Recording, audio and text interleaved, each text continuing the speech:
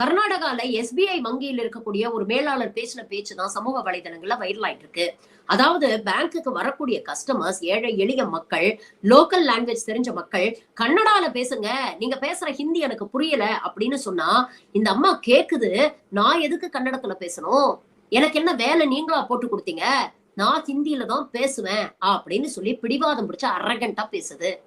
யோசிச்சு பாருங்க, நம்ம மாநிலத்துக்கு இவங்க வேலைக்கு வராங்க, நம்ம மாநில மக்களுக்கு சர்வீஸ் பண்றதுக்கு தான் இவங்களுக்கு சம்பளம் கொடுக்கப்படுது. அப்ப அந்த மக்களுக்கு தெரிந்த மொழியில நீ பேசணுமா, இல்ல உனக்கு தெரிந்த மொழிய அந்த மக்கள் கத்துக்கணுமா அப்படிங்கிற கேள்வி இருக்குல்ல. இதத்தான் நாம தொடர்ந்து எழுப்பிட்டு இருக்கோம். ஹிந்தி தெரிஞ்சா ஏதோ 2 கொம்பு முளைச்சிட்டதா தெனாவட்ல சுத்திட்டு இருக்கு இந்த சங்கி கூட்டம். எங்க மாநிலத்துக்கு வேலைக்கு வரீங்க, எங்க மாநிலத்தை சம்பளம் வாங்குறீங்க, எங்க மாநில மக்களுக்கு நீங்க சர்வீஸ் பண்றீங்கன்னா அவங்களுடைய மொழியை கத்துக்க வேண்டியது உங்களுடைய கடமை.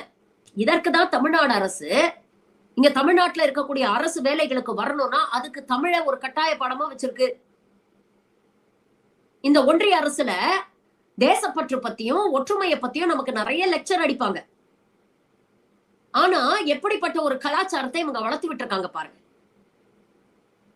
இது இந்த ஒரு பேங்க்ல மட்டும்தான் நடக்குதா அப்படின்னு கேட்டீங்கன்னா இல்ல, பல மாநிலங்கள்ல இதே நிலைமைதான். அர்பன் ஏரியாஸ்ல இருக்கிற நமக்கு இதோட கஷ்டம் தெரியாது. ஆனா சின்ன சின்ன கிராமங்கள்ல இருக்கிறவங்களுக்கு அவங்க தாய்மொழியில பேசலைன்னா அது எவ்வளவு பெரிய ஒரு கஷ்டம் தெரியுமா? அவங்களுக்கு தெரிஞ்சதை கம்யூனிகேட் பண்ண கூட கஷ்டப்படுவாங்க. அப்படிப்பட்ட ஒரு நிலைமைக்கே இன்னைக்கு இந்த ஒன்றிய பாஜக அரசு நம்மள எல்லாம் தள்ளிட்டு இருக்கு.